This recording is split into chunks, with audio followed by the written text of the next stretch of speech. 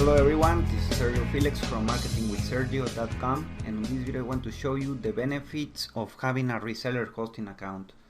Normally internet marketers will start with a shared hosting account. It is like the standard, and the only issue about this is that as soon as you keep making progress with your online business, you then start to realize that you just have a cPanel account with your user and your password.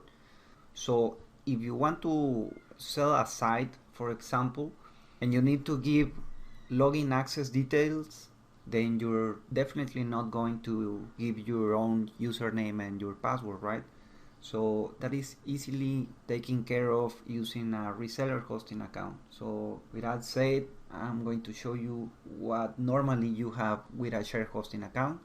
What you're seeing here is the hosting server. This can be HostGator or Bluehost or whatever your hosting company is.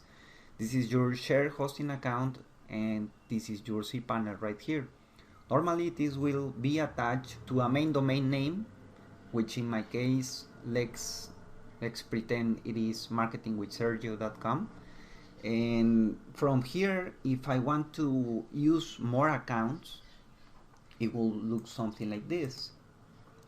I will have still my main domain name here, but I will have all these add-on domains, maybe even more, maybe less, it doesn't matter.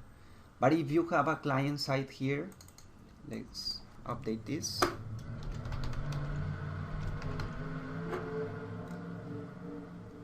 And he asks for cPanel access, you only have your username and your password, so you are not going to be able to grant this person access to his cPanel account. Why? Because it is being shared between all your add-on domains.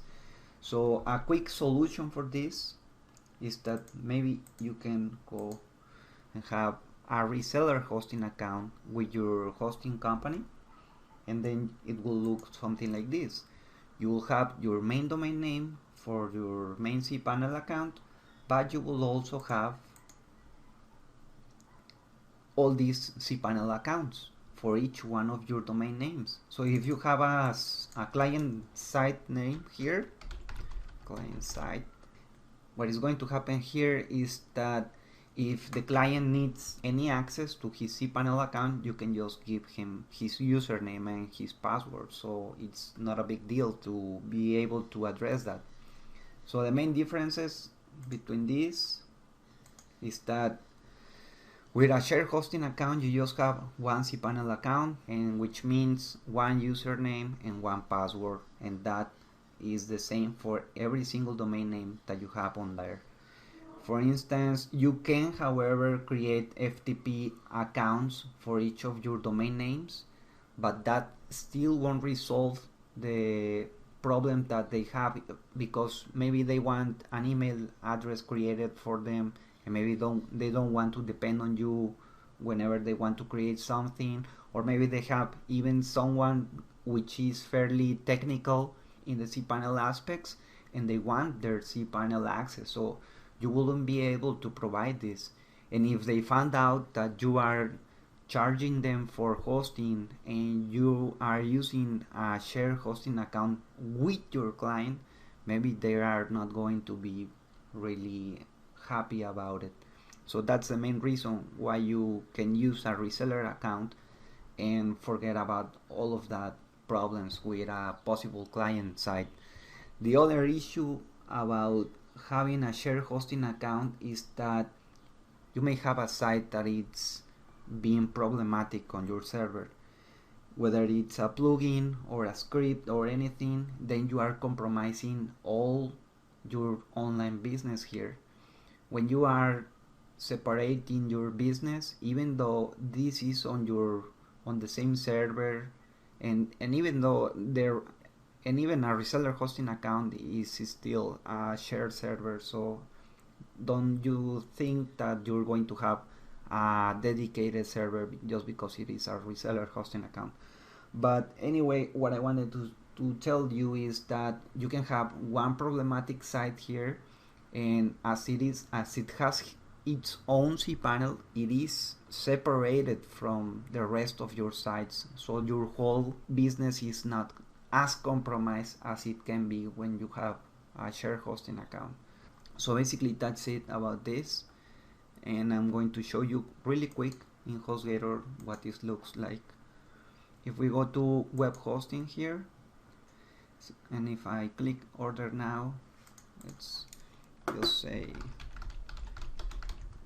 my domain name here, and let's apply my coupon, which gives you 25% off discount. You can see that it goes up to 3 years, 36 months, and this equals $214.65. So if we go back and then choose reseller hosting, I'm going to choose the aluminum, which is the cheapest one. I'm going to click order now.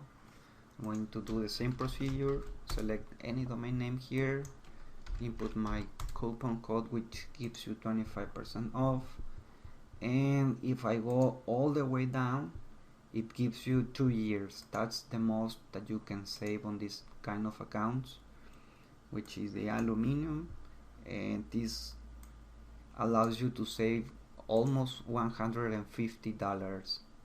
Alright, so you will have to pay this amount in order to have a reseller hosting account for 2 years.